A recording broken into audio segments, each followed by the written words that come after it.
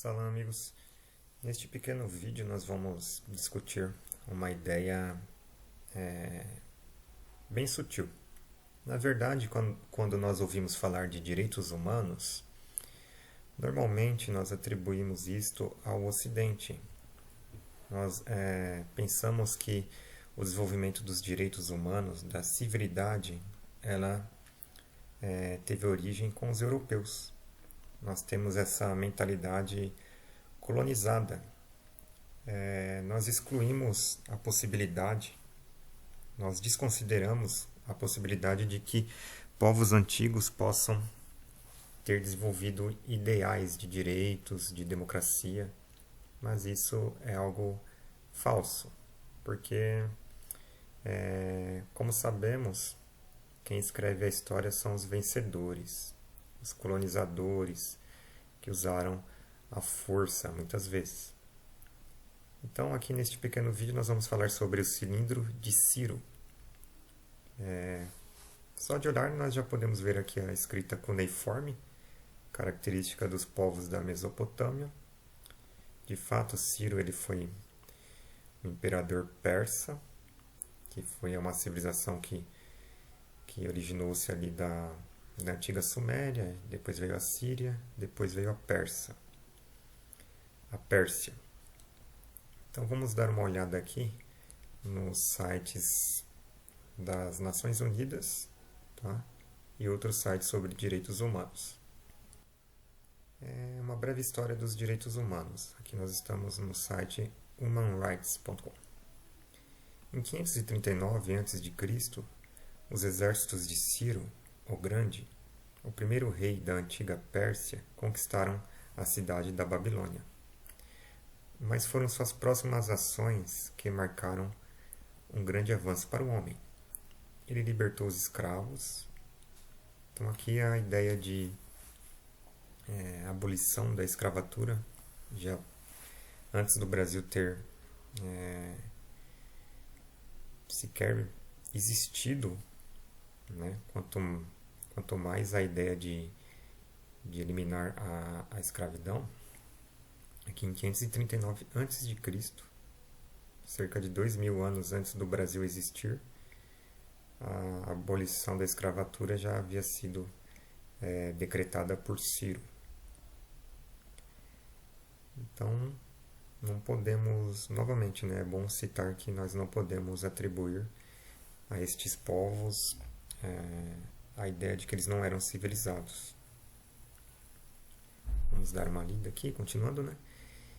Ele libertou os escravos, declarou que todas as pessoas tinham o direito de escolher sua própria religião e estabeleceu a igualdade racial. O Alcorão, ele cita, alguns versículos falam que devemos libertar escravos, né?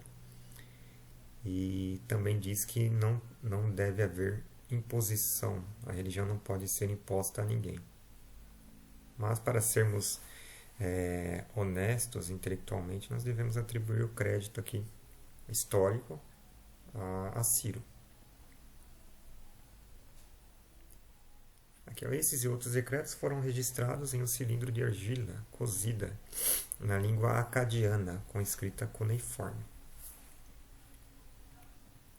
Conhecido hoje como cilindro de Ciro, este antigo registro foi agora reconhecido como a primeira carta de direitos humanos do mundo. Porém, há ainda alguns autores que insistem em atribuir os direitos humanos como uma conquista ocidental, europeia, como já estamos acostumados, né? Aqui, é traduzido para todas as línguas oficiais das Nações Unidas e suas disposições são paralelas aos primeiros 4 artigos da Declaração Universal dos Direitos Humanos. Da Babilônia, a ideia de direitos humanos se espalhou rapidamente para a Índia, Grécia e eventualmente Roma. Lá surgiu o conceito de lei natural, em observação ao fato de que as pessoas tendiam a seguir certas leis não escritas no curso da vida. E a lei romana era baseada em ideais racionais, derivadas da natureza das coisas.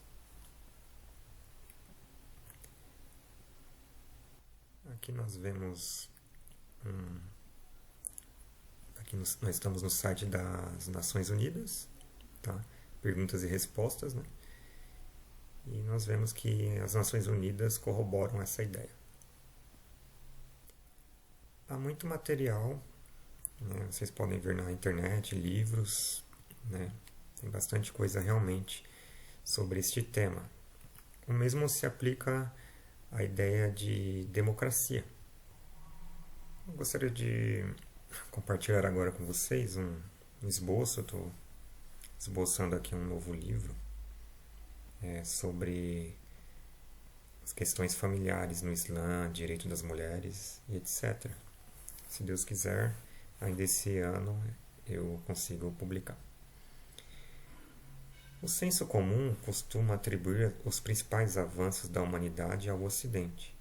Segundo Giannini, 2013, a Grécia foi a grande responsável pelo surgimento da democracia. E foram as nações europeias que desenvolveram os direitos humanos.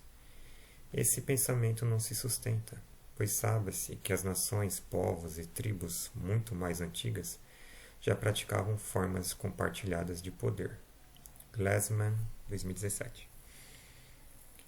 O Alcorão, desculpa gente, só para vocês terem uma ideia, esse livro aqui do Glassman, da Springer, é um livro atual, né, 2017. Ele faz um amplo estudo sobre essa questão da democracia em tempos antigos. Ele usa a expressão, inclusive, democracia da fogueira, em alusão aos povos africanos que faziam reuniões ao redor da fogueira e decidiam seus assuntos de forma democrática. Vejamos agora um pouco do Alcorão. O Alcorão instituiu a prática da consulta mútua, a liberdade, fundamentos da democracia, quase 1000 anos antes do Ocidente sair da Idade das Trevas. Aqui o Alcorão fala que não existe imposição na religião. E aqui, em 42:38, que atendem ao Senhor, observam a oração, resolvem seus assuntos em consulta. Tá? Então é uma orientação do Alcorão nós conversarmos e resolvermos nossos assuntos em consulta. Boa parte das pessoas ainda são mentalmente colonizadas. Ser brasileiro e admitir que a democracia veio de fora implica pensar que nossos povos indígenas ancestrais e povos africanos, aos quais nos miscigenamos, foram incapazes de desenvolver formas de se resolver problemas coletivamente.